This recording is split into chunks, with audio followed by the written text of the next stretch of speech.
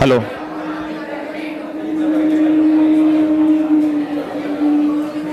Hello, hello. ठीक है, एक बार जाके सर को बोलाओ कि भाई इसको बंद करवाना पड़ेगा 3 घंटे के लिए, वरना पढ़ा नहीं पाएंगे।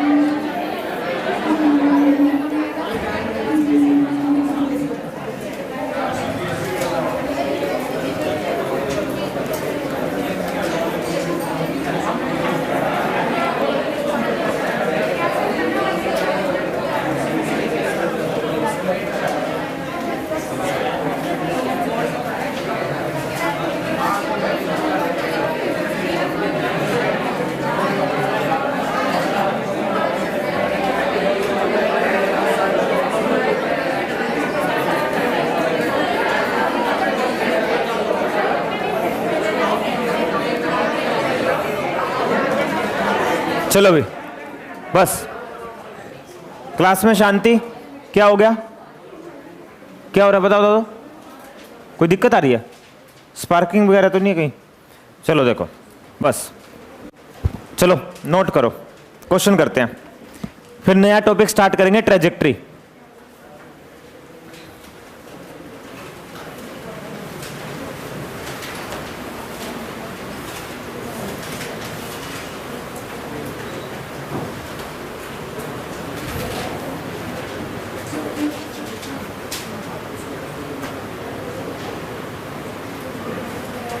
चलो भाई, देखो भाई, ऐसा है 10th के पेपर कैंसिल हो गए हैं और बैच स्टार्ट करते हैं जल्दी 10-15 दिन में 11th का। तो आप अपने जूनियर्स को बता देना कि जल्दी हम 11th की क्लासेस स्टार्ट करेंगे। अब तक की सबसे अच्छी खबर यही है इस कोरोना के टाइम में कि 10th के पेपर कैंसिल हो गए तो बच्चे जल्दी आएंगे। पता है प्रॉब्लम ज्यादा, देखो आपको ईमानदारी से बताता हूं, सब टीचर को अपना पता होता है। प्रॉब्लम इस बात से नहीं थी कि 5 जून को या 6 जून को 11th का बैच स्टार्ट होगा। प्रॉब्लम इस बात से थी, एक चैलेंज हो गया था कि यार मैं इतने 6 महीने में 11th का सिलेबस जो 1.5 साल का होता है, रियलिटी में तो 1.5 साल का होता है, वो तो 9 महीने में हमें पता हम अंदर से कैसे कंप्लीट करते हैं, तो उसको यार मैं 6 महीने में कैसे करवाऊंगा। तो मेरे लिए एक चैलेंज हो गया था। अब मुझे क्या है, 1 महीना एक्स्ट्रा मिल जाएगा, कुछ मैं डायमंड बैच की क्लासेस रखूंगा 11th में एक्स्ट्रा। तो जो पढ़ने वाला बच्चा है, मैं नहीं चाहता उसका नुकसान हो। बस यहां पर ना पढ़ने वाले को तो मैं आखिरी 20 दिन में भी पास करवा देता हूं। ठीक है, मैंने छिक्के रद्दी बच्चे हैं ना हिंदुस्तान के, बढ़िया बढ़िया यहां पे आए हुए हैं, बिल्कुल नकली, मैंने उनको भी पास करवाया हुआ। फेल तो अपनी ही हरकतों के कारण होता है। अभी आप ये बताओ ना, 11th में जो बच्चे यहां थे और वो 12th में मेरे पास नहीं आए, वो कौन से बच्चे थे? वही तो बच्चे थे जिन्होंने रिवीजन की क्लास भी नहीं लगाई। रिवीजन की भी 40 में से सिर्फ 10 क्लास अटेंड करते, तो मैं कैसे पास करवाता यार। मैं एक बात कहता हूं, इस पूरी क्लास में, भरी हुई क्लास में, अगर आप अपने आप को सबसे वीक स्टूडेंट मानते हो ना, बिल्कुल रद्दी छिक्के, पर अगर आप क्लास में रेगुलर आ गए, आपने एक भी लेक्चर मिस नहीं करा एंड तक, ठीक है, मैं आपके 70 में से 40 प्लस की गारंटी ले रहा हूं, 40 प्लस की। क्योंकि क्लास में आने से जब सुनता है ना बंदा, तो उसको ये पता लगता है ये इंपॉर्टेंट है और ये इंपॉर्टेंट, इतना तो पता लगता है। अब आप क्लास में नहीं आए तो आपको क्या पता कि फिजिक्स है क्या। और जब तक अच्छा समझ, और देखो क्लास में आओगे तो समझ में आएगा, क्लास में नहीं आओगे तो कुछ समझ में भी नहीं आएगा, और जब कुछ समझ में भी नहीं आएगा तो अगर मैं तुम्हें इंपॉर्टेंट बता भी दूं तो तुम्हें याद कैसे होगा वो। मेरे को तो आज तक, भगवान की कसम, आज तक कोई ऐसी चीज याद ही नहीं हुई जो मुझे समझ में ना आए। समझ में आने के बाद याद करना आसान हो जाता है मेरे लिए। मैं तो इस एज में पहुंच गया, मुझे भी तुम्हारे साथ यही लगता है कि तुम क्लास में नहीं आते, फिर तुम्हें अगर मैं इंपॉर्टेंट भी बता दूं तुम्हें याद कैसे होगा वो, अगर तुम क्लास में नहीं आओगे तो। चलो एक क्वेश्चन है, इस क्वेश्चन को करते हैं, फिर एक ट्रैजेक्टरी नया टॉपिक स्टार्ट करेंगे। ठीक है भाई, क्लास में वातावरण बिल्कुल शांत होना चाहिए, कंसंट्रेशन अच्छी होनी चाहिए। थोड़ा सा टफ ग्राफ है मैं बताऊं तो आपको।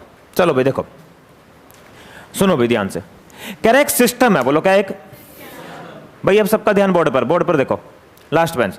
बोलो एक सिस्टम है, बोलो क्या एक, उसमें कितने चार्ज, 2, बोलो कितने, ये भी प्लस क्यू और ये भी। ठीक है, थोड़ा ना एनर्जेटिक हो जाओ और सारे बोलो, सारे नहीं बोल रहे ना, नींद में हो। बोल भारतवर्ष की, गौ माता की, भारत माता की, शेरावाली माता की, काली माता की। चलो भाई देखो, एक सिस्टम है जिसमें कितने चार्ज हैं, 2, प्लस क्यू और प्लस क्यू। ठीक है भाई, और ये एक्स एक्सिस होगी। तो कह रहे हैं कि इन दोनों चार्जेस की इस एक्स एक्सिस पे जो इलेक्ट्रिक फील्ड होगी, इस इलेक्ट्रिक फील्ड का एक्स के साथ ग्राफ बनाओ। एक्स के साथ क्या बनाओ, ग्राफ। इलेक्ट्रिक फील्ड का एक्स के साथ ग्राफ बनाओ। और हमेशा जब भी मैं कोई सवाल उठाता हूं तो मैं उसकी आगे की प्रिडिक्शन करके चलता हूं कि यही चीज आप आगे जाके कहां पर फिर से पढ़ोगे। अरे बोल यार, रे ऑप्टिक्स, बोलो रे स्कूल एक्सपेरिमेंट के 4 ग्राफ आएंगे। रे ऑप्टिक्स के स्कूल एक्सपेरिमेंट के 4 ग्राफ आएंगे, और स्कूल में टीचर्स को वो ग्राफ नहीं आता होता। अगर तुम ये ग्राफ बहुत अच्छे से समझ जाओगे तो आपके लिए स्कूल प्रैक्टिकल इजी हो जाएंगे। तो लिख लो, इस ग्राफ से रिलेटेड 4 स्कूल के प्रैक्टिकल आएंगे फ्यूचर में। इस ग्राफ जैसे स्कूल के 4 प्रैक्टिकल आएंगे। इस ग्राफ के जैसे स्कूल के 4 प्रैक्टिकल आएंगे।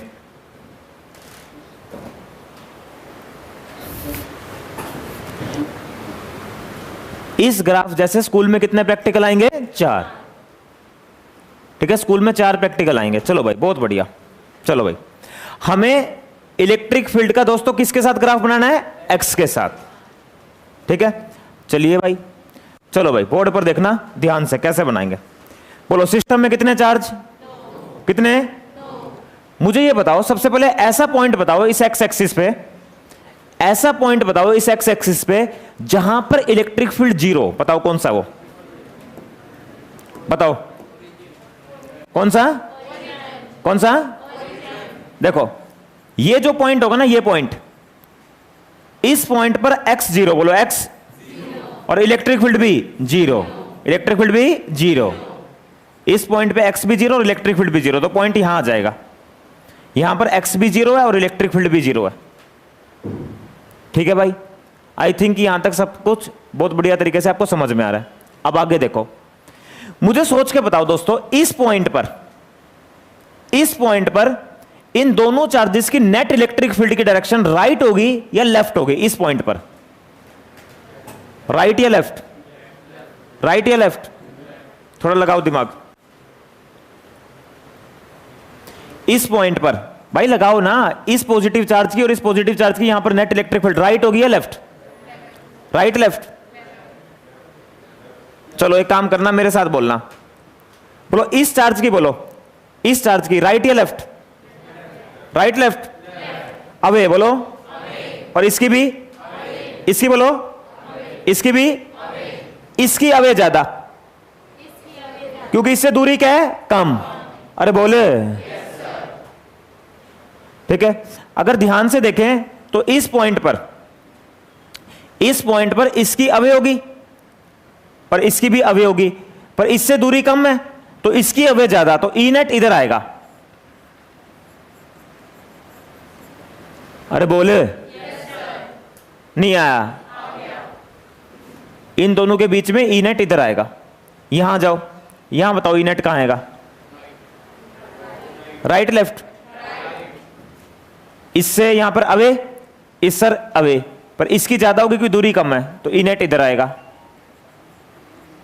ठीक है भाई, अरे बोल यार, इधर आ जाओ, -a, 0, -a, 0 से इधर आ जाओ।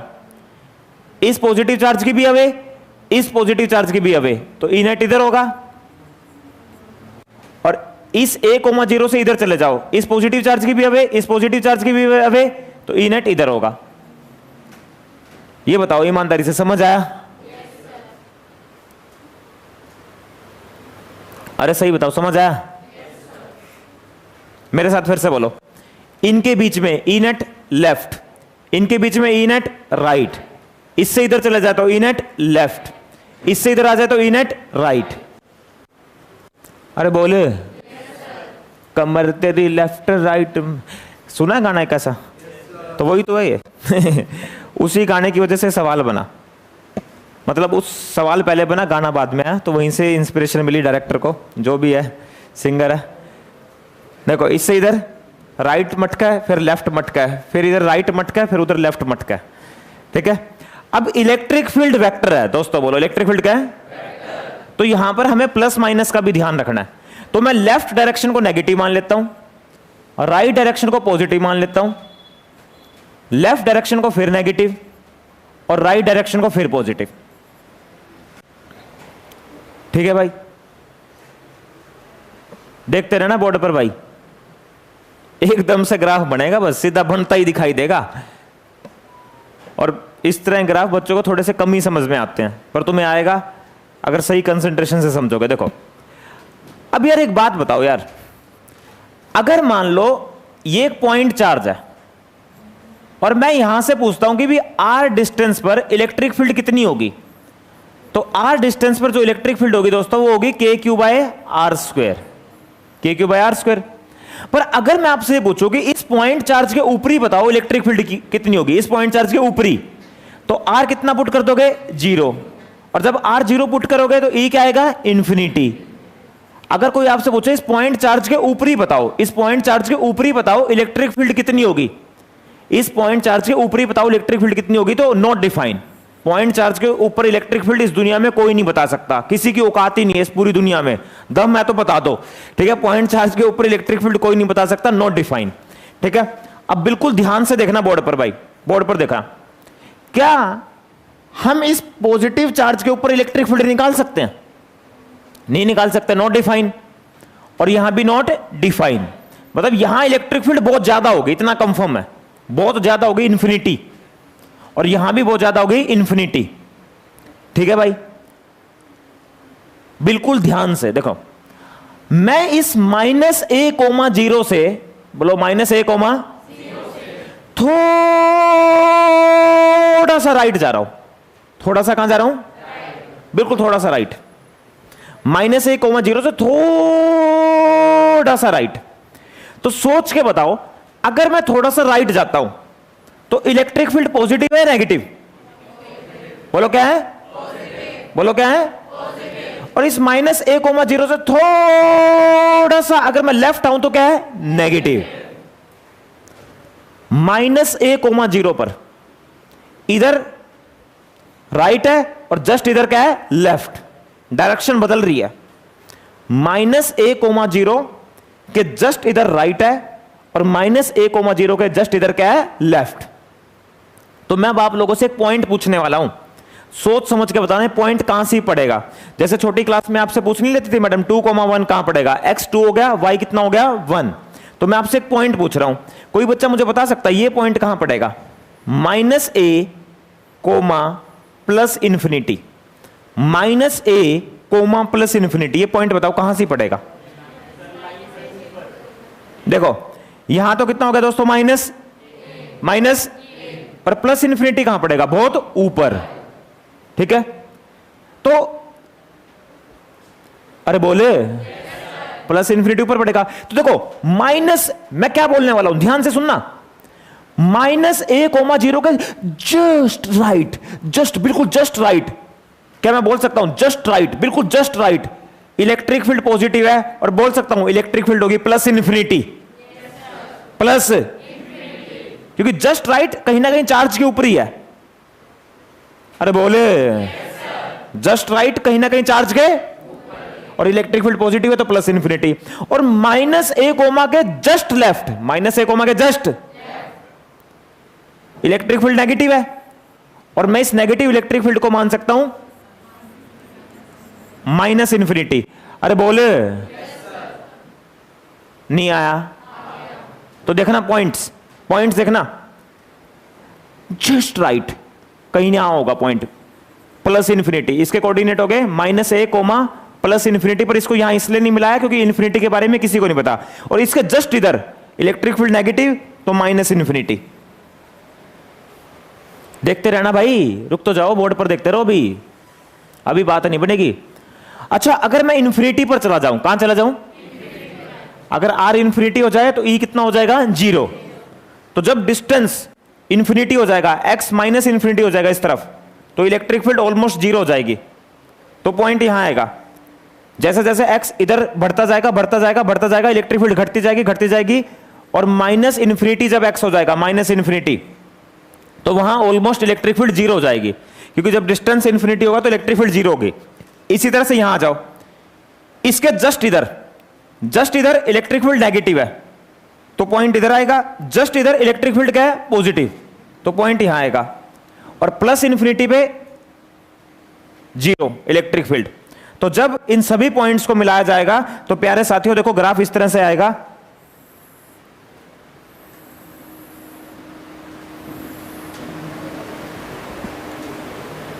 ये ग्राफ आएगा, ये पर देख लो, इधर देखो, यहां पे कमर कहां जा रही है? लेफ्ट या राइट? कमर लेफ्ट नेगेटिव, देखो यहां से यहां इलेक्ट्रिक फील्ड नेगेटिव है, फिर कमर यहां से यहां राइट मटका है तो इलेक्ट्रिक फील्ड पॉजिटिव है, ओरिजिन से ऊपर है। फिर कमर लेफ्ट मटका है तो ओरिजिन से इलेक्ट्रिक फील्ड नीचे है, नेगेटिव। फिर कमर राइट मटका है, इलेक्ट्रिक फील्ड ऊपर चले गई, positive. One of the tough graph है पूरे सिलेबस का, जिस पर 4 स्कूल के प्रैक्टिकल भी बेस्ड है। तो डिस्टेंस के साथ ऐसा ग्राफ आएगा, बना लीजिए।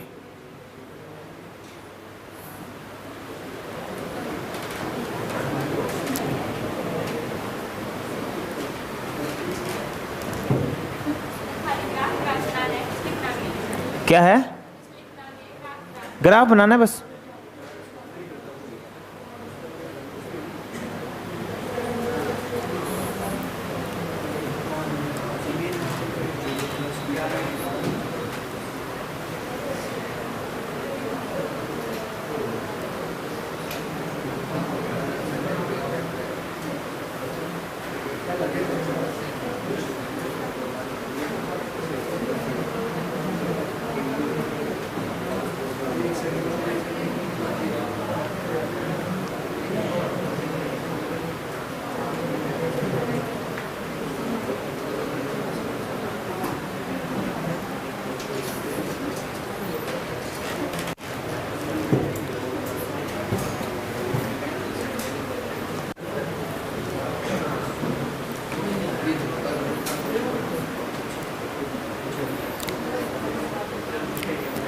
आया समझ में? क्या कहीं ना कहीं बात बननी चाहिए, प्लस माइनस के एग्जांपल से तो बननी चाहिए। डायरेक्शन का भी ध्यान रखना है। 0,0 पे 0, just right electric field positive plus infinity, just left negative, इसके जस्ट इधर नेगेटिव, इसके जस्ट इधर पॉजिटिव, इन्फिनिटी पे 0, इन्फिनिटी पे 0, फिर उन पॉइंट्स को मिला दो।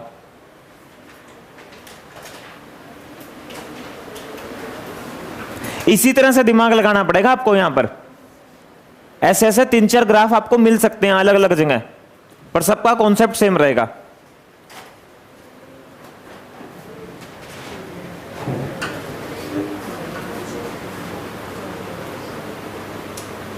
बताओ अगर कुछ नहीं समझ में आया तो।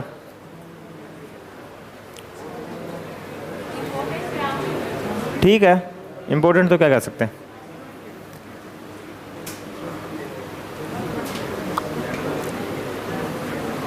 देखो बना लिया सबने? अरे बना लिया। अगर क्लास में 70% बच्चों को भी ग्राफ समझ में आया तो इसका मतलब मेरी टीचिंग सही है। ठीक है भाई, मैं तो यही कहूंगा। थोड़ा सा होता है कई बार ये ग्राफ नहीं समझ में आता बच्चों को।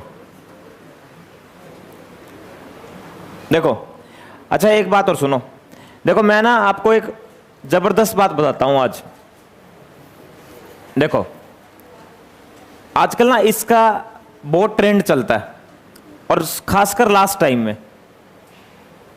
या वो 11th की लास्ट हो या वो 12th की लास्ट हो, तो बच्चों को ये रहता है कि हमें इंपॉर्टेंट पता लग जाए। तो आज सुबह की बात बताता हूं आपको। मेरे पास एक 12th में एक बच्चा है, थोड़ा सा पढ़ाई में वीक है। शहर के सारे वीक बच्चे मेरे पास ही आते हैं, पता नहीं क्यों। ठीक है, पढ़ते हैं नहीं, बोले सर इंपॉर्टेंट बता दो। तो वो आज ना, मैं इंपॉर्टेंट बताता नहीं 12th में, क्योंकि 12th में ना इंपॉर्टेंट बता के नेगेटिव होना होता है, क्योंकि 12th तो बोर्ड की क्लास है, क्या पता क्या आएगा। तो मैं कहता हूं 12th में सब कुछ पढ़ो। 11th में तो मैं हर साल बताता हूं, क्योंकि 11th में तो देना ही वो होता है। तो वो बच्चा आया, तो उसने क्या करा, एक चैप्टर था 12th में, ड्यूअल नेचर। ड्यूअल नेचर बोला सर मैंने ना ये यूट्यूब से इंपॉर्टेंट क्वेश्चंस लिखे हैं, 1 2 3 4 5 6 7, 7 क्वेश्चन लिख के लाया था। बोला सर एक बार आप चेक कर लो क्या ये इंपॉर्टेंट है। तो मैंने चेक करे। ठीक है, अब टीचर और डॉक्टर हैं कैसे, सेम चीज होती है टीचर और डॉक्टर, जब एक्सपीरियंस हो जाता है। जब आप किसी डॉक्टर के पास जाओगे ना, कई बार हमें ऐसा एहसास होता है कि इसने यार हमें सही से नहीं देखा, हमारी बात सही से सुनी नहीं, और इसने गोली भी लिख दी। पर उसको बहुत तजुर्बा होता है, उसको पता है ये सिम्टम्स हैं, 2 बात सुनता है, गोली लिखता है, चल भाई। 7 क्वेश्चन देखने में कितनी देर लगती है, 15-20 सेकंड। एक्सपीरियंस इतना हो गया, पढ़ाते पढ़ाते यूं भी पता है कितनी बार बोर्ड में आ चुका है, सारे यहां चीज बैठे हुए, सारी एनसीईआरटी यहां है। तो मैंने पता क्या, मैं हंसा और मैंने कहा यार ये जो 7 क्वेश्चन है ना, ये इंपॉर्टेंट कैसे हुए। मैंने उससे पूछा, मैंने कहा ये तो यूट्यूब पे बेवकूफ बनाया जा रहा है, या जो भी आपको इंपॉर्टेंट बताता हो तो बेवकूफ बनाया जा रहा है। मैंने उसको पता क्या कहा, मैंने कहा ये चैप्टर 5 नंबर का है, समझना बात को ध्यान से, कितने नंबर का है, और ये छोटा सा चैप्टर है भाई, 5 ही दिन का चैप्टर होता है 12th में, और 5 नंबर का होता है। ये 5 नंबर में तुम्हारे कटने नहीं दूंगा, जिस दिन पढ़ाना स्टार्ट करूंगा, हो ही नहीं सकता तुम्हारे कट जाए, तुम मुझसे पढ़ो। इस 5 नंबर के चैप्टर में टोटल टॉपिक ही 7 है।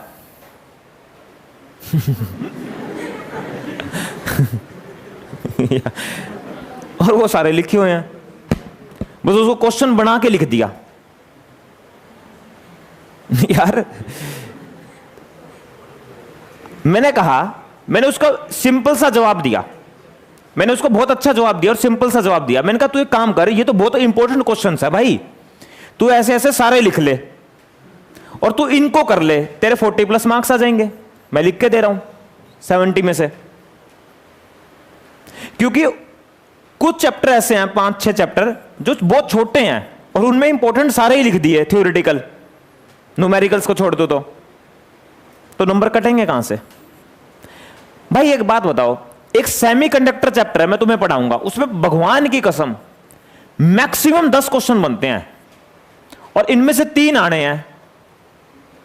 अब एक चैप्टर के साथ, कोई एक यूनिट के साथ 7-8 इंपॉर्टेंट क्वेश्चन तो यूट्यूब पे लिखेगा, इसमें तो 10 के 10 लिख देगा। अभी बताओ 8 नंबर का चैप्टर है, मैं 10 इंपॉर्टेंट क्वेश्चन बच्चों को लिख दो तो 8 के 8 आ गए। इंपॉर्टेंट तो पता क्या होता है, इंपॉर्टेंट तो ये होता है इस चैप्टर से 10 क्वेश्चन बनने हैं भाई, ये 2 इंपॉर्टेंट है और वो 2 आने चाहिए, वो है ना इंपॉर्टेंट। तो कि भाई इस चैप्टर में 15 डेरिवेशन है, 3 डेरिवेशन इंपॉर्टेंट है, उन 3 में से कोई एक आए, जब मान लू मैं इंपॉर्टेंट, उसको लेके आओ भारत में, उस टीचर का नाम पूछो, उसका नंबर लो, मुझे उस टीचर से मिलना है। असली में इंपॉर्टेंट कोई पता ही नहीं सकता भाई, ये इंपॉर्टेंट तो मैं भी बता दूं। यार मैंने कहा भाई ये तो बहुत इंपॉर्टेंट है, तू कर ले, 40+ नंबर है, इंपॉर्टेंट के चक्कर में तेरा सिलेबस हो जाएगा। तो भाई अब इलेक्ट्रोस्टैटिक देखो ना, इलेक्ट्रोस्टैटिक 70 लेक्चर के आसपास है, कैपेसिटर भी मिला दो, और ड्यूअल नेचर 6 लेक्चर का है, सेमीकंडक्टर 8 लेक्चर का। ये 8 नंबर का आना है, ये 6 लेक्चर में से 5 नंबर का आना है, 70 लेक्चर में से सिर्फ 8 का आना है। पर आपको बताऊं, ये जो 70 लेक्चर है ना, इसी से ड्यूअल नेचर समझ में आएगा, इसी से सेमीकंडक्टर समझ में आएगा, इसी से एटम से न्यूक्लियाई। इन 70 लेक्चर में बहुत सारे फॉर्मूले और बहुत सारे डेरिवेशन ऐसे हैं जो अगली यूनिट्स में यूज होंगे। ठीक है, मैं मानता हूं इसकी इंपॉर्टेंस थोड़ी कम है मार्क्स में देखा जाए, पर इसके बिना आपको आगे की फिजिक्स भी नहीं समझ में आ सकते। जैसे वेक्टर के बिना, बोलो वेक्टर के हम मैकेनिक्स नहीं पढ़ सकते, उसी तरह से इलेक्ट्रोस्टैटिक के बिना मॉडर्न फिजिक्स नहीं पढ़ सकते। के Q1 Q2 upon R square, ये फॉर्मूला मॉडर्न फिजिक्स में बार बार यूज होगा। यहां काइनेटिक एनर्जी, पोटेंशियल एनर्जी के फॉर्मूले वहां बार बार यूज होंगे। तो इंपॉर्टेंट का मतलब ये होता है कि भाई इस चैप्टर में 10 टॉपिक हैं, ये 2 टॉपिक इंपॉर्टेंट है और उन 2 में से एक आ जाए तो वो टीचर महान। 10 टॉपिक है, 8 लिख दिए इंपॉर्टेंट है, तो आएगा कहां से? वहीं से आएगा। सिंपल सी बात है। तो नया टॉपिक स्टार्ट करते हैं, लिखो ट्रेजेक्ट्री ऑफ चार्ज पार्टिकल।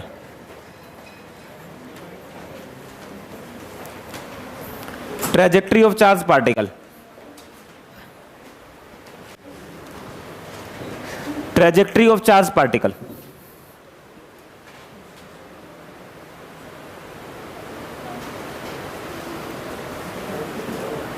चलो भाई, ट्रेजेक्ट्री ऑफ चार्ज पार्टिकल। चलो भाई, बस शांति होनी चाहिए, ठीक है। ध्यान से जो मैं बोलूंगा उसको पहले सुनो। देखो, ट्रेजेक्ट्री ऑफ चार्ज पार्टिकल में एनसीईआरटी बुक में टोटल 3 सवाल है भाई। यहां से अगर सवाल की बात करें तो यहां से 1 नंबर का कंसेप्चुअल सवाल आ सकता है बोर्ड में। कंसेप्चुअल क्वेश्चन आएगा, प्रोबेबिलिटी जो बोलती है, और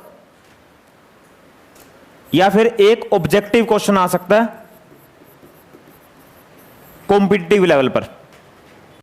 यहां से बोर्ड में अगर सवाल बनेगा तो 1 नंबर का कॉन्सेप्चुअल क्वेश्चन बनेगा, ठीक है, या फिर यहां से ऑब्जेक्टिव क्वेश्चन भी बन सकता है, ठीक है। बहुत कम चांसेस हैं, बोलो बहुत। मैं इसमें 1-2 जो तुम्हें डेरिवेशन करवाऊंगा वो पेपर में आएंगे, ठीक है। तो ट्रेजेक्ट्री ऑफ चार्ज पार्टिकल के एनसीईआरटी में 3 सवाल हैं, तीनों के तीनों को हम उठाएंगे, ठीक है। और भाई पर यहां से जो सवाल आएगा वो कॉन्सेप्चुअल आएगा, तो आपको कॉन्सेप्ट की वे में चीजों को समझना है, ठीक है भाई।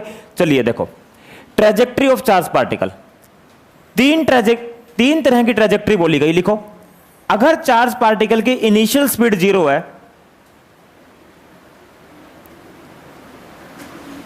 तो इलेक्ट्रिक फील्ड में जो ट्रेजेक्ट्री होगी वो होगी स्ट्रेट लाइन। और अगर चार्ज पार्टिकल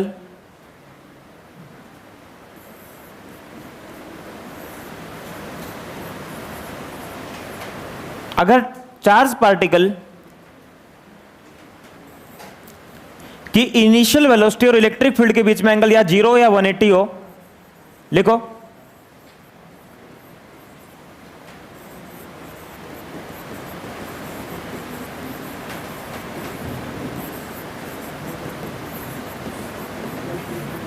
तो भी स्ट्रेट लाइन। और अगर एंगल ना 0 ना 180, ऐसे सपोज करो इलेक्ट्रिक फील्ड ऐसे है और इनिशियल स्पीड ऐसे है, तो ट्रेजेक्ट्री होगी पैराबोलिक। पैराबोलिक।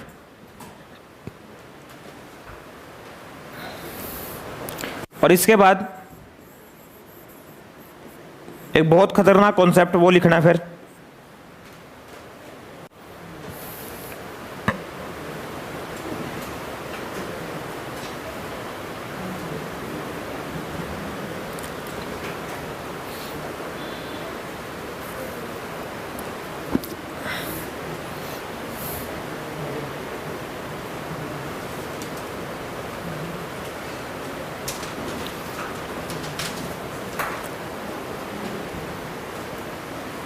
जल्दी लिखो। अगर चार्ज पार्टिकल की इनिशियल स्पीड इलेक्ट्रिक फील्ड में, चार्ज पार्टिकल की इनिशियल स्पीड इलेक्ट्रिक फील्ड में 0, तो चार्ज पार्टिकल की जो ट्रेजेक्ट्री होगी वो होगी स्ट्रेट लाइन। अगर वेलोसिटी का एंगल इलेक्ट्रिक फील्ड के साथ 0 या 180 हो तो भी straight line, otherwise parabolic.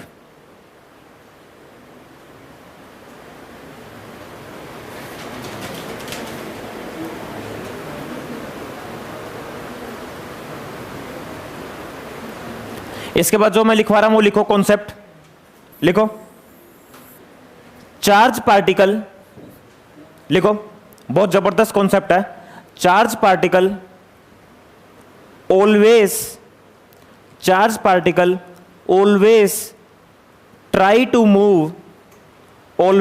to move in the direction of electric force. Charge particle always try to move in the direction of electric force. Charge particle always try to move in the direction of electric force. Charge particle always try to move in the direction of electric force. चलो भाई सुनो, देखो भाई, अब याद करवाता हूं, फिर समझाऊंगा, फिर एक कंसेप्चुअल क्वेश्चन उठाऊंगा आज एनसीईआरटी का एग्जांपल। बहुत मस्त क्वेश्चन है, शानदार क्वेश्चन है, बहुत सारे कॉन्सेप्ट्स उससे हमारे क्लियर होंगे। एनसीईआरटी के कुछ क्वेश्चंस तो बहुत जबरदस्त हैं और बहुत अच्छे हैं, भले ही उनका लेवल टफ हो पर अच्छे हैं। चलो भाई बोर्ड पर देखो, सुनो, देखो, इलेक्ट्रिक फील्ड में, बोलो इलेक्ट्रिक, दो तरह के पाथ पॉसिबल है, एक तो स्ट्रेट लाइन और एक पैराबोलिक। स्ट्रेट लाइन और अगर कोई चार्ज पार्टिकल इलेक्ट्रिक फील्ड में, उसकी initial speed zero, initial speed क्या हो, जीरो, तो ट्रैजेक्टरी हमेशा होगी स्ट्रेट लाइन, स्ट्रेट। और अगर चार्ज पार्टिकल की इनिशियल स्पीड और चार्ज पार्टिकल पर जो इलेक्ट्रिक फील्ड लग रही है उनके बीच में एंगल या जीरो हो जाए या 1, तो स्ट्रेट लाइन, स्ट्रेट। और चार्ज पार्टिकल की इनिशियल वेलोसिटी और इलेक्ट्रिक फील्ड के बीच में एंगल 0 और 180 को छोड़ के कुछ भी हो जाए तो पैराबोलिक। बोलो पैरा, अरे बोल यार, पैराबोलिक। तो मेरे साथ बोलो, दो तरह की ट्रैजेक्टरी है, दो तरह की, स्ट्रेट लाइन और, बोलो स्ट्रेट लाइन और, एक तो ना सारे बोला करो, स्ट्रेट लाइन और, अगर चार्ज पार्टिकल इनिशियली रेस्ट में है, किस में है, इलेक्ट्रिक फील्ड में, इलेक्ट्रिक, स्ट्रेट लाइन, स्ट्रेट। और अगर चार्ज पार्टिकल की इनिशियल वेलोसिटी, इनिशियल और इलेक्ट्रिक फील्ड, इलेक्ट्रिक के बीच में एंगल 0 या 180, 0 या, तो भी स्ट्रेट। अगर चार्ज पार्टिकल की इनिशियल वेलोसिटी और इलेक्ट्रिक फील्ड के बीच में एंगल 60 डिग्री है, कितना, पैरा, 120, 90, अरे बोल यार, कितनी तरह की ट्रैजेक्टरी, स्ट्रेट लाइन और, तीसरी नहीं हो सकती कभी भी, किसी की औकात ही नहीं है तीसरी करवा दे, दो ही होगी, या तो स्ट्रेट लाइन या पैराबोलिक। अब तुम ना जल्दी रिस्पॉन्ड करते रहना, ठीक है, थोड़ा दिमाग लगाकर। A charge particle enter perpendicular to the direction of electric field, para 90, perpendicular का मतलब 90, पैरा, अरे नहीं आया। Charge particle move opposite to the direction of electric field, straight, नहीं आया। अगर चार्ज पार्टिकल इलेक्ट्रिक फील्ड के अपोजिट मूव कर रहा है इनिशियली, तो स्ट्रेट लाइन। ईमानदारी से बोलो, ये चीज याद हुई, कब पैराबोलिक और कब स्ट्रेट लाइन। प्रूफ भी आएंगे सभी के, टेंशन नहीं लेनी, बिल्कुल अच्छे से प्रूफ करवाऊंगा, पर अभी पहले याद करवा दिया। तो ध्यान से देखना प्यारे बच्चों, बोर्ड पर देखना। सपोज करो ये इलेक्ट्रिक फील्ड है, ठीक है, और इस इलेक्ट्रिक फील्ड में मैंने एक चार्ज पार्टिकल को रख दिया और वो रेस्ट में है। वो किस में है, रेस्ट में, ठीक है। अरे बोल यार, देखो आप एक चीज को एहसास करना, आशबीर हाथ में लाओ, ये आशबीर है, कौन है, ये मेरा पिछले जन्म का पहला प्यार था, बोल यार। तो देखना, जैसे मैं ऐसे कर रहा हूं, ये किसकी तरफ आ रहा है, क्योंकि फोर्स लग रहा है, क्या लग रहा है, इस प्रकृति का नियम है दोस्तों, खतरनाक कॉन्सेप्ट है कि इस दुनिया में हर कोई उसी डायरेक्शन में जाने की कोशिश करेगा जिस डायरेक्शन में फोर्स लगेगा। क्या लगेगा, फोर्स। यह प्रकृति का नियम है। इस दुनिया में कोई भी ऑब्जेक्ट हमेशा उस डायरेक्शन में जाने की कोशिश करेगा जिस डायरेक्शन में फोर्स लग रहा है। और एक फोर्स वो भी होता है जो बिना डोर तेरी तरफ खींचा चलाऊं, बिना डोर तेरी तरफ, ठीक है। तो वो बिना डोर वाला तो बहुत खतरनाक फोर्स होता है, जिसकी वजह से डिस्ट्रैक्शन भी बहुत सारी होती है। चलो भाई, ये बताओ इस चार्ज पार्टिकल की इनिशियल स्पीड कितनी है, इनिशियल स्पीड बहुत सारे बच्चों के दिमाग में आ गया स्ट्रेट लाइन के बाद आपको कॉन्सेप्ट ये याद करना है, चार्ज पार्टिकल उस डायरेक्शन में जाएगा जिस डायरेक्शन में क्या लगेगा, फोर्स। चलो भाई, पॉजिटिव चार्ज है तो इलेक्ट्रिक फील्ड की डायरेक्शन में ही फोर्स लगेगा, तो इसकी ट्रेजेक्टरी देखो ऐसी हो जाएगी, स्ट्रेट लाइन इसी डायरेक्शन में चला जाएगा जिस डायरेक्शन में इस पर क्या लगेगा, फोर्स। अरे बोल यार। अगला सवाल, ये एग्जांपल ना बनाते चलना साथ साथ, ये एग्जांपल आप बनाते चलना, इन्हीं से आपको चीजें याद आएंगी। अब मान लेते हैं इलेक्ट्रिक फील्ड इस डायरेक्शन में है, ठीक है, और ये पॉजिटिव चार्ज है, और इसको इनिशियल स्पीड हमने इस डायरेक्शन में दे दी, पॉजिटिव चार्ज है और इस डायरेक्शन में हमने इसको इनिशियल स्पीड दे दी, ठीक है भाई, इनिशियल स्पीड इस डायरेक्शन में दे दी। चलो भाई पहले एंगल बोलो, 100 बहुत सारे बच्चों के दिमाग में स्ट्रेट, पहले इसमें फोर्स बताओ कहां लगेगा, राइट लेफ्ट, पक्का ना, फोर्स इस पर राइट लगेगा, पॉजिटिव चार्ज पे फोर्स उसी डायरेक्शन में लगता है जिस डायरेक्शन में कौन है, इलेक्ट्रिक फील्ड। तो देखो किस तरह की ट्रेजेक्टरी होगी, बोर्ड पर देखना सारे, किस तरह की ट्रेजेक्टरी होगी, वेलोसिटी उधर है, फोर्स इधर है, लगाओ दिमाग, वेलोसिटी घटेगी या बढ़ेगी, आवाज नहीं आ रही, वेलोसिटी बढ़ेगी घटेगी,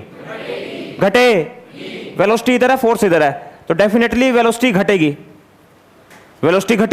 तो ट्रेजेक्टरी कैसी होगी, बोर्ड पर देखो एक बार, बोर्ड पर चार्ज पार्टिकल उसी डायरेक्शन में जाने की कोशिश करेगा जिस डायरेक्शन में क्या लगेगा, फोर्स। तो ये चार्ज पार्टिकल ऐसे चलते वेलोसिटी घटते जीरो हो जाएगी, और फिर इस डायरेक्शन में मूव करेगा और फिर ऐसे चला जाएगा, स्ट्रेट लाइन। उस फोर्स की वजह से टुक टुक टुक टुक टुक टुक टुक टुक टुक टुक कहीं जाके रुक जाएगा, रुक के फिर उसी डायरेक्शन में मूव कर जाएगा। अरे बोल यार, नहीं आया। अगला सवाल, ठीक है, मान लेते हैं पिट्टू मैं इनको जाके, मतलब अगर मैं रोड़ा कर लूं तो मेरे साथ तो देखना कभी मेरे को पिटवा के भागा, फिर ठीक है, देखो करता हूं, आज रोड़ा करूंगा।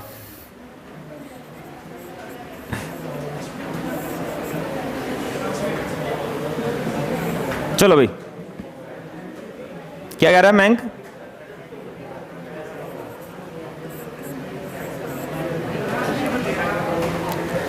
शिविर सबसे पहले भागेगा मैं था ही नहीं। चलो भाई, यहां फोर्स बोलो कहां लगेगा, पहले यहां फोर्स देखो कहां लगेगा, कौन सा चार्ज है, कौन सा, तो फोर्स कहां लगेगा, अच्छा कोई बच्चा बताएगा, वेलोसिटी राइट है, फोर्स नीचे है, तो पैराबोलिक। कॉन्सेप्ट क्या, चार्ज पार्टिकल हमेशा किस डायरेक्शन में जाने की कोशिश करेगा, फोर्स कहां लग रहा है, तो देखो मैं ऐसे जाऊंगा, मैं फोर्स की डायरेक्शन में जाने की कोशिश करूंगा, मैं घूमूंगा, मैं फोर्स नीचे है, तो ये कैसा बात हो गया, पैराबोलिक।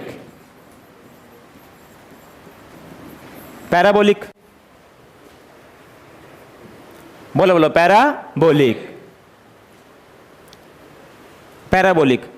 चार्ज पार्टिकल हमेशा उस डायरेक्शन में जाने की कोशिश करेगा जिस डायरेक्शन में उस पर फोर्स लगेगा, और यहां एंगल 90 है तो पैराबोलिक। अरे बोले, पैराबोलिक।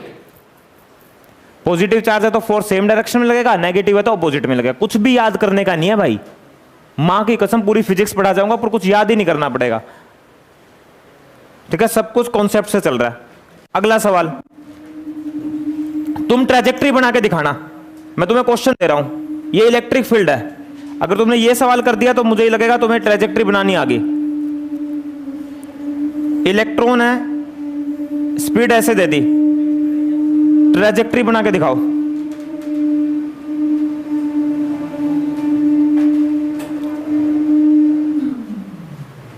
ट्रेजेक्टरी बनाओ।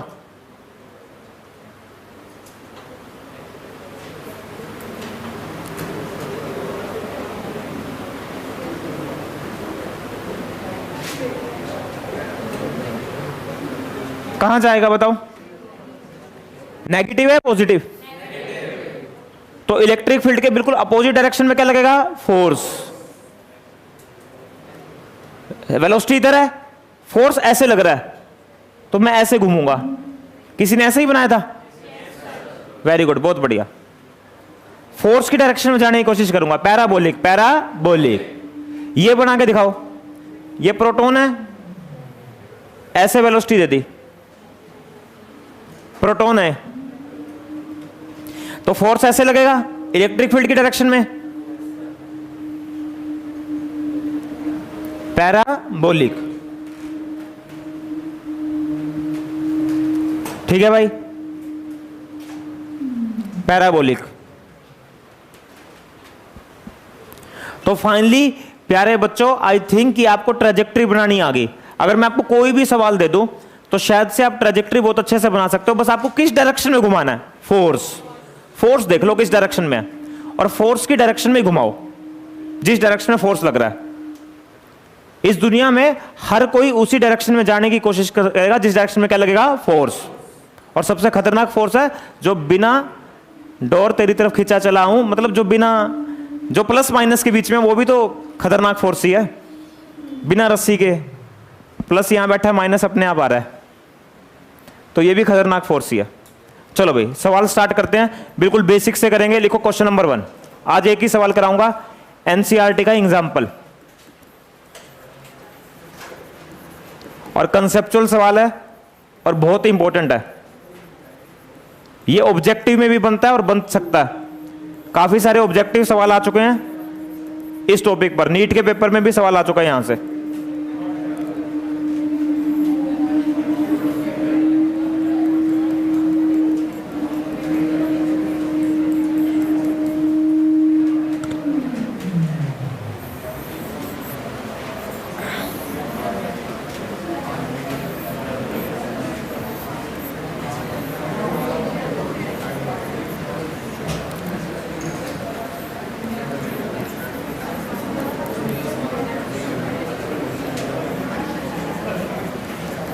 चलो भाई बनाओ।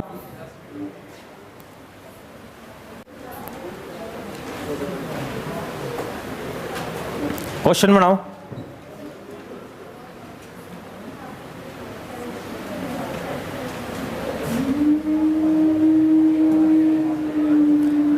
इसको जाते हो क्या क्या जाना, भैया टट्टी खा लो, गोबर खा लो, टट्टी खा लो, ऐसे बोल जाना। चौहान बात करके आइए, तो यहां से ना ऊपर चढ़ जियो ऐसे। कह रहे हैं आखिरी लेंटर है, वैसे तो 1-2 दिन का टाइम दे रखा है, फिर भी समझा दियो। कहते मेरी पढ़ाई चल रही है, पहले देश की इकोनॉमी डाउन हो रही है और मैं नहीं पढ़ूंगा तो और डाउन हो जाएगी तुम्हारी तरह, फिर भी मुझे ही मजदूर बनना पड़ेगा। समझाइए अच्छे से, ठीक है? कल बताइए मुझे कितने थप्पड़ लगे, ठीक है?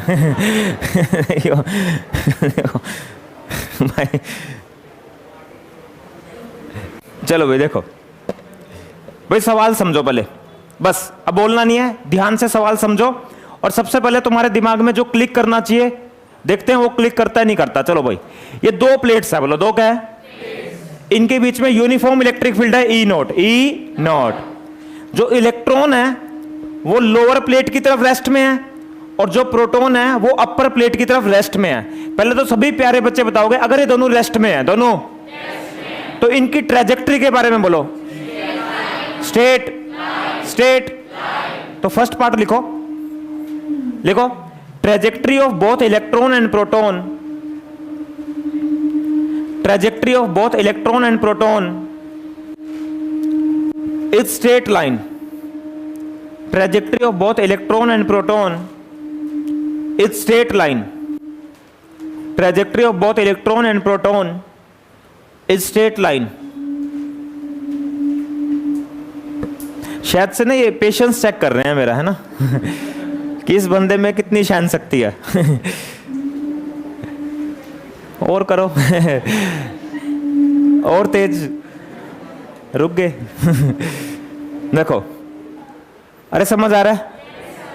चलो सेकंड पार्ट क्या, देखो सेकंड पार्ट आपसे ये पूछा गया कि इलेक्ट्रॉन और प्रोटॉन में से, ऑप्शन दूंगा, इलेक्ट्रॉन और प्रोटॉन में से कौन ज्यादा फोर्स फील करेगा, इलेक्ट्रॉन या फिर ऑप्शन बी प्रोटॉन, या दोनों फोर्स सेम फील करेंगे?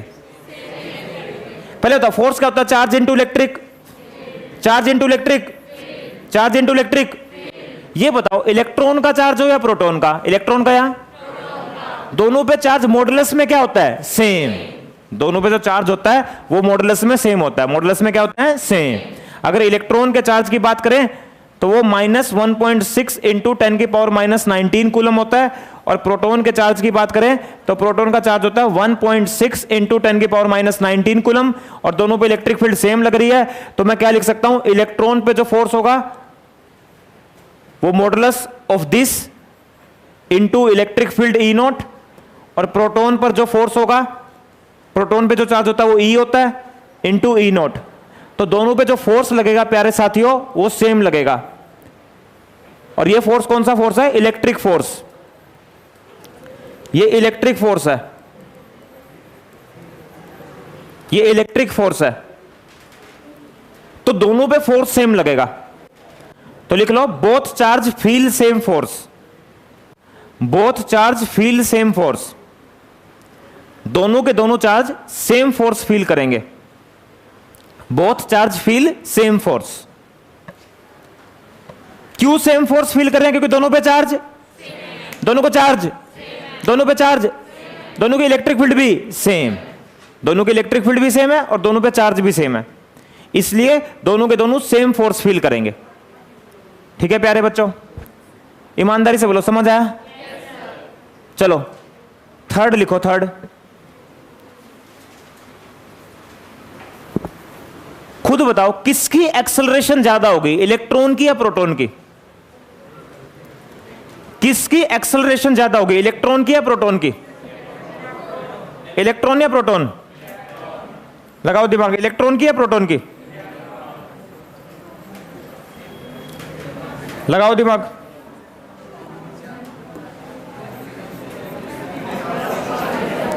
किसकी?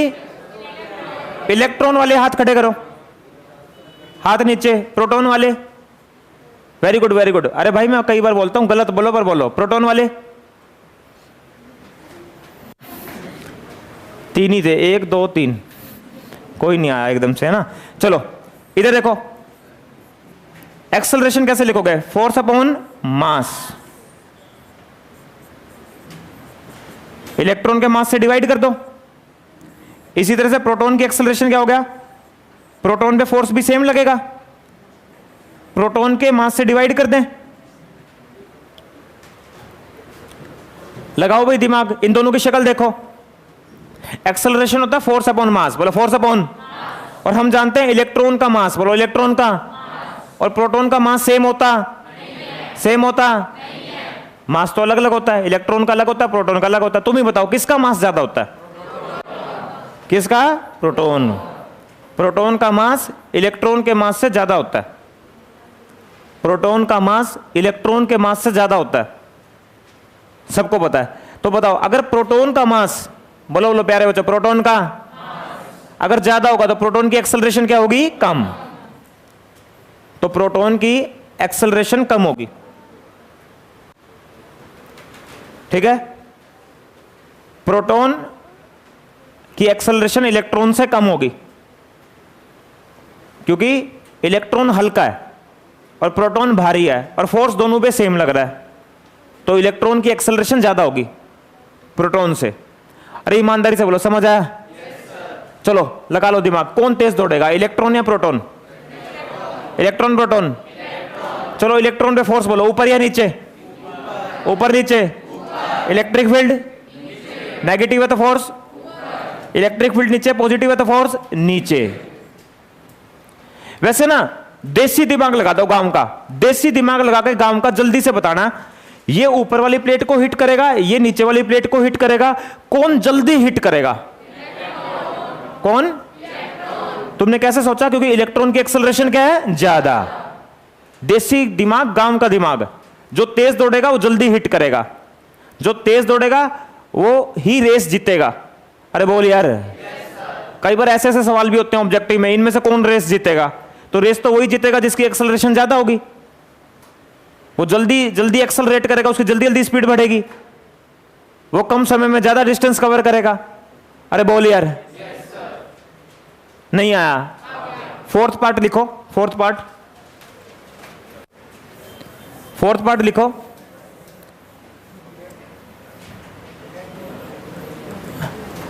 इलेक्ट्रॉन और प्रोटॉन में से, हिंदी में लिखो, इलेक्ट्रॉन और प्रोटॉन में से जल्दी प्लेट को हिट कौन करेगा? इलेक्ट्रॉन और प्रोटॉन में से, इलेक्ट्रॉन और प्रोटॉन में से, इलेक्ट्रॉन और प्रोटॉन में से जल्दी प्लेट को कौन हिट करेगा? इलेक्ट्रॉन और प्रोटॉन में से जल्दी प्लेट को कौन हिट करेगा? ठीक है भाई, चलो भाई, ट्रेजेक्ट्री स्ट्रेट लाइन है ना, ठीक है, ट्रेजेक्ट्री स्ट्रेट लाइन है। सभी बच्चे बोर्ड पर देखना, प्रोटॉन के लिए निकालते हैं। प्रोटॉन की इनिशियल स्पीड बोलो 0, प्रोटॉन की एक्सेलरेशन लिखो, प्रोटॉन की एक्सेलरेशन है ये, प्रोटॉन की एक्सेलरेशन ये है, ठीक है भाई। कोई बच्चा बताएगा प्रोटॉन को यहां से यहां कितना डिस्टेंस ट्रेवल करना है? तो लिखो s is equal to ut plus half AT square. Distance कितना ट्रेवल करना है? d। प्रोटॉन की इनिशियल स्पीड कितनी है? 0। प्रोटॉन का एक्सेलरेशन कितना है? Small e capital E naught ले लो ना, E नोट, E नोट ले लो, E नोट, इसमें कंफ्यूज मत होना, E है तो E ले लेना, E नोट है तो E नोट ले लेना, अपॉन मास ऑफ प्रोटॉन, और प्रोटॉन का टाइम को TP स्क्वायर लिख लेता हूं, TP स्क्वायर, तो 2 MP को इधर ले आओ, into D, small E naught को नीचे ले आओ, तो TP का होल स्क्वायर, और फाइनली TP क्या आ गया? Root 2 into mass of proton D upon में स्मॉल E इंटू में E नोट, ये आ गया, ठीक है भाई। ये क्या आ गया प्यारे बच्चों? ये प्रोटॉन को D डिस्टेंस कवर करने में कितना समय लगेगा, या इस D डिस्टेंस कवर करने के बाद प्रोटॉन हिट कर जाएगा, हिट करने का समय मान लो, या D डिस्टेंस कवर करने का समय मान लो? अरे बोले, ठीक है। तो सिमिलरली मैं इलेक्ट्रॉन का टाइम डायरेक्ट लिख देता हूं। इलेक्ट्रॉन का टाइम हो जाएगा, जहां प्रोटॉन का मास है वहां इलेक्ट्रॉन का, डिस्टेंस तो दोनों को सेम ट्रेवल करना है, चार्ज दोनों पे सेम है, इलेक्ट्रिक फील्ड भी दोनों की सेम है, ठीक है भाई। अरे बोले, इनमें से ना कोई भी एक पार्ट, 1 2 3 4 में से कंसेप्चुअल भी बन सकता है और ऑब्जेक्टिव भी बन सकता है। और एक एनसीईआरटी का क्वेश्चन हमें बहुत कुछ सिखा देता है जीवन में। एक ही क्वेश्चन आपको बहुत कुछ सिखा रहा है, समय, एक्सेलरेशन, फोर्स, ट्रेजेक्ट्री, हर चीज को उठा रहा हूं मैं पॉइंट टू पॉइंट। एनसीईआरटी में तो इस तरह से एक्सप्लेनेशन भी नहीं है, मैंने उसको बहुत कंसेप्चुअल वे में ले लिया है, ठीक है। अब फाइनली रेशो ले लें, दोनों टाइम की रेशो लो। तो जब दोनों टाइम की रेशो लोगे तो root MP by ME ratio ले लो। आप इसको इससे डिवाइड करोगे, तो जब इसको इससे डिवाइड करोगे तो इसके सामने ME है, इसके सामने MP है, तो इसके सामने MP रहेगा, इसके सामने ME रहेगा, और 2DE नोट 2DE नोट ये एक दूसरे को मार देंगे। तो फाइनली यहां से देखना भाई, ध्यान से देखना, यहां से देखना कौन ज्यादा है, प्रोटॉन या इलेक्ट्रॉन का मास। अगर ये चीज इससे ज्यादा, अगर ये चीज इससे ज्यादा, तो ये वाला टाइम इससे क्या होगा? ज्यादा। तो किसको ज्यादा समय लगेगा हिट करने में? प्रोटॉन को। किसको कम लगेगा? इलेक्ट्रॉन को। प्रोटॉन को ज्यादा समय लगेगा, इलेक्ट्रॉन को कम लगेगा। कई बच्चे पता क्या करते हैं जल्दी जल्दी में, गलती बता रहा हूं, गलती पक्का। कई बच्चे कहेंगे प्रोटॉन का समय ज्यादा तो प्रोटॉन जल्दी हिट करेगा, प्रोटॉन का समय ज्यादा तो प्रोटॉन जल्दी, ज्यादा टाइम लगेगा तो ट्यूशन पर लेट पहुंचोगे या जल्दी? इतना तो दिमाग होना चाहिए। कईयों को जल्दी जल्दी में गलती कर देते हैं। तो लिख लो इलेक्ट्रॉन जल्दी हिट करेगा, हिंदी में लिख लो इलेक्ट्रॉन जल्दी हिट करेगा क्योंकि उसका समय कम है। इलेक्ट्रॉन जल्दी हिट करेगा क्योंकि उसका समय कम है। इलेक्ट्रॉन जल्दी हिट करेगा क्योंकि उसका समय कम है। ऑनेस्टली बोलो, जो पढ़ाया समझ आया? इलेक्ट्रॉन जल्दी हिट करेगा क्योंकि उसका समय कम है। आगे कल करेंगे।